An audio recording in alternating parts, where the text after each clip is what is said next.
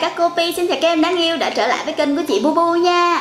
Chẳng còn mấy ngày nữa đâu là sẽ đến một cái ngày lễ rất là lớn ở nước ngoài. Đó là ngày lễ Halloween, ngày lễ hội ma. Và lúc đó thì người ta sẽ hóa trang nè, cùng đi đến các nhà ở xung quanh rồi gõ cửa rồi nói là trick or treat.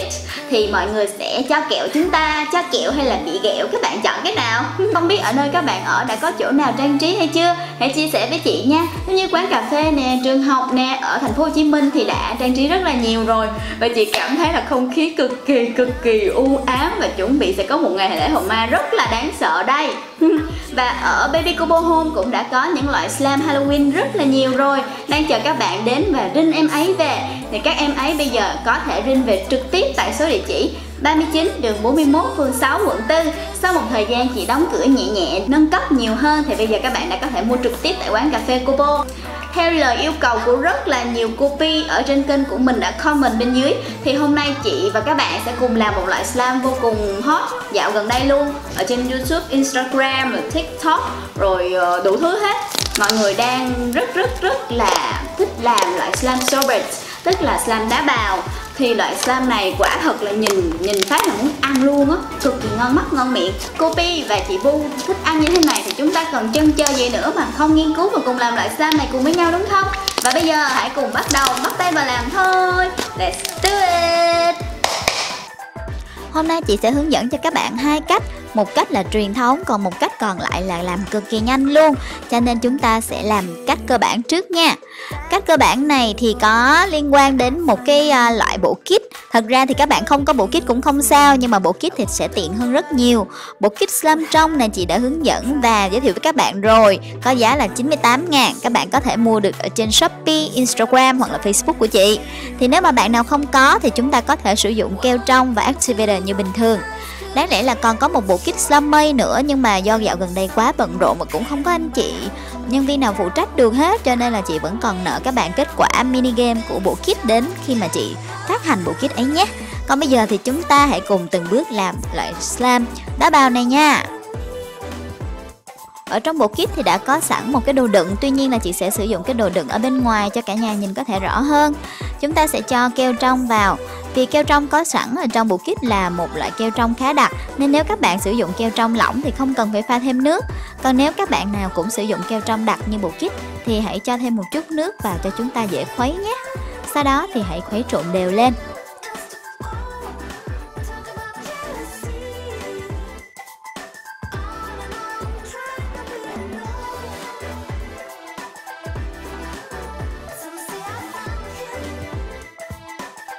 Tiếp theo chúng ta hãy activate, kích hoạt bạn này để trở thành một bạn slime nha. Chúng ta có thể cho lố tay một chút xíu không sao, để trở thành một bạn slime hơi cứng một chút. Tuy nhiên lưu ý là nếu các bạn làm loại slime này với tuyết siêu mịn thì hãy làm loại slime hơi dẻo. Còn nếu làm với lại tuyết Snow Wonder thì hãy làm cứng tay nha. Hôm nay chị sẽ thử nghiệm với tuyết siêu mịn cho cả nhà coi trước nha. Ở trên màn hình thì cả nhà thấy là đã đông lại thành slime rồi. Chúng ta sẽ cùng kiểm tra xem đạt yêu cầu chưa nhé.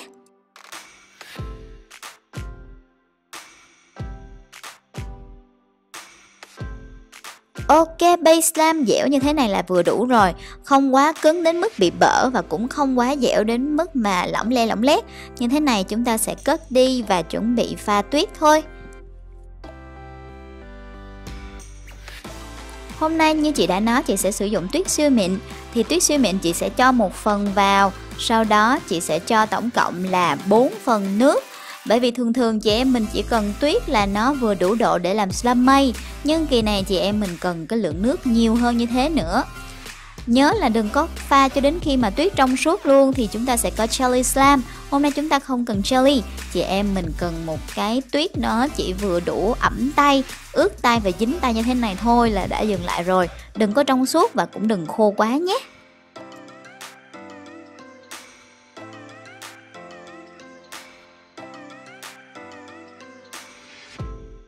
Bạn slime vừa nãy được cất đi, bây giờ là lấy ra và cho vào bên trong.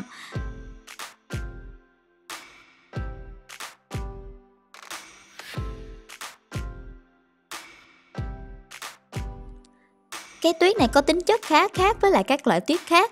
Như bình thường thì khi chị em mình mà cho vào như thế này á, thì nó sẽ bị chảy lỏng ra. Riêng tuyết siêu mịn thì đã có xu hướng là làm cho slime bị cứng một chút xíu, bị dai á. Thì không sao cả, nếu chúng ta cảm thấy nó chảy quá lỏng nha, quá lỏng luôn á mà dính tay thì hãy cho thêm một chút xíu activator. Còn nếu mà trong tình trạng là không thể nào mà kéo ra được sau khi đã hấp thụ hết tuyết rồi thì chúng ta hãy cho vào một chút siêu lotion hoặc là kem xả tóc nha. Đó là cách để làm ra cái slime thật là mềm đấy.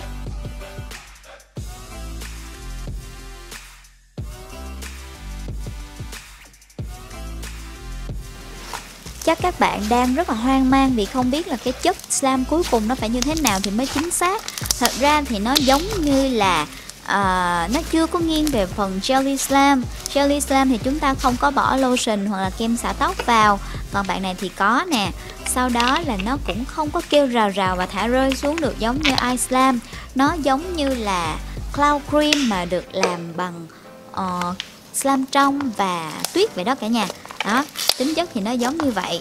Chừng nào mà chị em mình chơi vừa mềm tay nè, phốc ra tiếng, tạo ra được bong bóng, tiếng thanh thanh, và mình chơi đã tay như thế này, cũng có những cái vân của tuyết, thì lúc đó là mình dừng lại được rồi.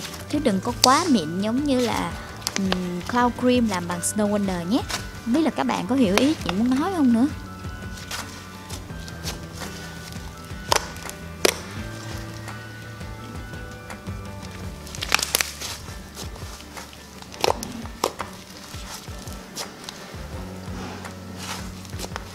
Và đây là cái chất của slime đá bào sorbet mà chúng ta muốn hướng tới nè.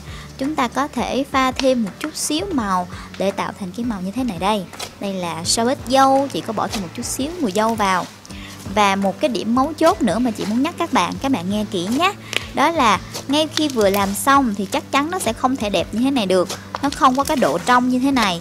Mà chúng ta bỏ vào trong hộp hoặc là bỏ như thế nào đó, quên đi khoảng chừng cỡ 10 phút, 15 phút thì lúc đó slime trong nó sẽ tiếp tục hấp thụ cái tuyết và nó sẽ trở nên hơi trong, nhìn giống như kem đá bào giống như vậy nè. Chứ ngay khi vừa làm xong mà thấy không giống của chị là bỏ đi là uổng lắm á. Phải để thời gian cho cái slime nó hấp thụ nữa nhé, thì nó mới được đẹp như thế này đây.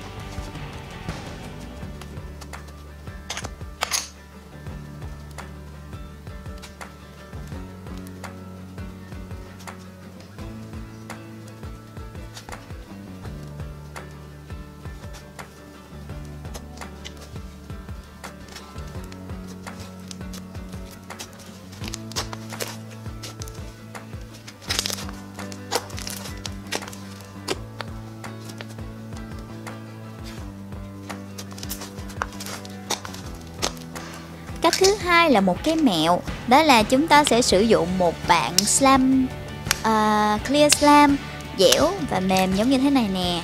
Ở đây chị sử dụng của bạn Xin, chị đã xin phép bạn ấy rồi. Đó. Sau đó chị em mình sẽ sử dụng một bạn slime mây có sẵn nhưng mà bị hơi ướt rồi. Nếu mà slime mây của chúng ta vẫn còn tốt thì thôi giữ chơi đi, các bạn đừng có làm sorbet slime, nó sẽ rất là tiếc. Còn nếu mà slime mây nào mà đã bị hơi ướt tay thì chúng ta hãy cho vào so với lại bạn clear slime này để thành sorbet luôn nhé. Đây là một bạn slime mây cũng hơi bị ướt tay rồi nè. Đó, thì nhớ cái tỷ lệ nha, khoảng cỡ 3 phần slime trong thì chúng ta cho vô 1 phần slime mây thôi. Đừng có quá cái tỷ lệ này, nó sẽ trở thành một chất khác không có chơi vui giống như là sorbet đâu. Đó, cứ tiếp tục trộn cho đến khi được cái texture mà mình mong muốn là xong.